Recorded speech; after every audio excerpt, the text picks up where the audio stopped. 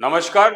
Update India के लिए मैं अतुल एहसास। बात करेंगे राजस्थान के उपचुनावों की सीटों के समीकरणों के सिलसिलेवार। राजस्थान की 7 विधानसभा सीटों पर उपचुनाव की तारीख की घोषणा हो चुकी है। आज से नामांकन प्रक्रिया शुरू हो गई है और 13 नवंबर को मतदान होगा। जिन 7 सीटों पर उपचुनाव होने हैं उनमें 4 सीटों पर कांग्रेस और एक सीट पर भाजपा, भारतीय आदिवासी पार्टी और आरएलपी का विधायक है। ऐसे में ये उपचुनाव न सिर्फ सत्तारूढ़ भाजपा और कांग्रेस बल्कि क्षेत्रीय दल बीएपी और आरएलपी के लिए भी एक बड़ी राजनीतिक परीक्षा के समान होगा। एक तरफ भाजपा हरियाणा चुनाव में शानदार जीत के बाद आत्मविश्वास से लबरेज नजर आ रही है, वहीं दूसरी तरफ लोकसभा चुनाव में अपने बेहतरीन प्रदर्शन के चलते कांग्रेस का आत्मविश्वास भी बढ़ा हुआ है। हालांकि पार्टियों ने अभी अपने उम्मीदवारों की घोषणा नहीं की है, लेकिन सभी दल प्रत्याशी का नाम फाइनल करने से लेकर चुनाव की तैयारियों में जुट गए हैं। इस उपचुनाव में पॉलिटिकल पार्टियों के कई नेताओं की प्रतिष्ठा भी दांव पर लगी हुई है। कांग्रेस विधायक मुरारीलाल मीणा के सांसद बनने के बाद खाली हुई दौसा सीट पर कांग्रेस के पूर्व अध्यक्ष और प्रदेश के पूर्व उप मुख्यमंत्री सचिन पायलट और भाजपा के फायर ब्रांड नेता किरोड़ी लाल का फैक्टर हावी रहेगा। किरोड़ी लाल मीणा के भाई जगमोहन मीणा भाजपा से टिकट की दावेदारी कर रहे हैं। यदि उन्हें टिकट मिलती है तो पार्टी का एक परिवार से एक टिकट का नियम टूट सकता है। इसके अलावा पूर्व विधायक नंदलाल बंसीवाल, हरियाणा ब्राह्मण समाज के राष्ट्रीय अध्यक्ष बिरधी चंद शर्मा भी प्रमुख दावेदारों में शुमार हैं।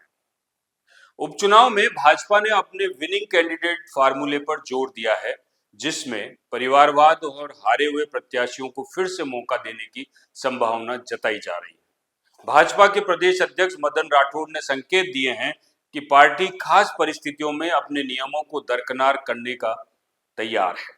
यदि ऐसा हुआ तो परिवारवाद का मुद्दा भाजपा के लिए गौण हो सकता है।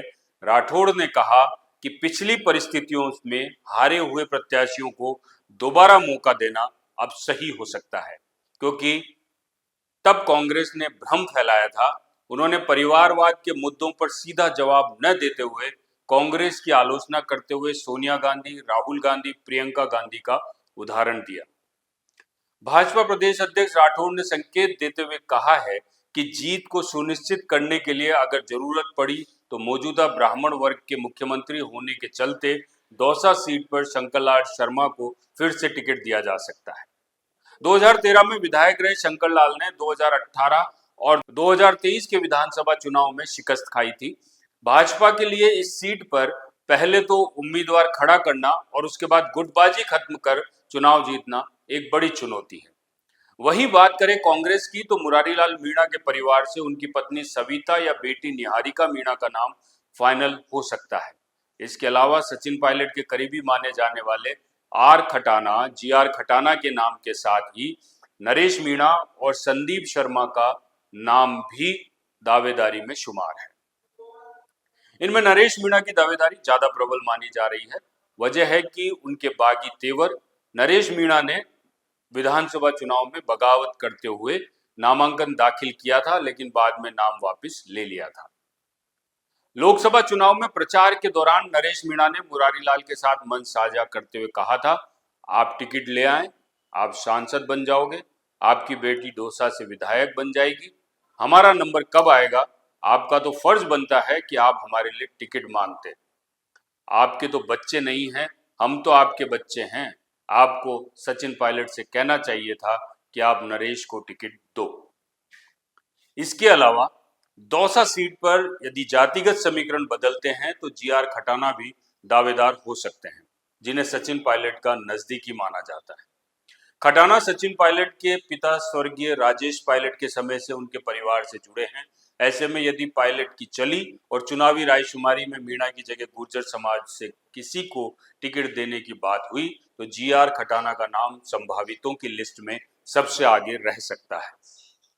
खटाना 2018 में बांदीकुई से जीते थे, लेकिन पिछले चुनाव में उन्हें बांदीकुई सीट पर हार का सामना करना पड़ा था और शायद यही हार उनके टिकट मिलने की राह में रोड़ा बन सकती है। ऐसे में इस सीट पर एक राय न होने और संभावित चेहरों के बागी तेवरों के चलते कांग्रेस अलर्ट मोड पर है और सब कुछ देखभाल और नाप तोल कर ही उम्मीदवार का नाम फाइनल करती नजर आ रही है। दौसा विधानसभा सीट पर उपचुनाव में कांग्रेस और भारतीय जनता पार्टी दोनों ही पार्टियों को भीतरघात का खतरा है। ऐसे में यदि उम्मीदवारों का चुनाव गलत हुआ तो जीती हुई बाजी पलट भी सकती है। देखना दिलचस्प होगा कि दौसा सीट पर प्रत्याशियों के चयन को लेकर राजनीतिक दल कौन सी रणनीति अपनाते हैं और पार्टी के नियमों को कितना लागू कर सकते हैं। अपडेट इंडिया की खास पेशकश में फिलहाल इतना ही। देखते रहिए अपडेट इंडिया।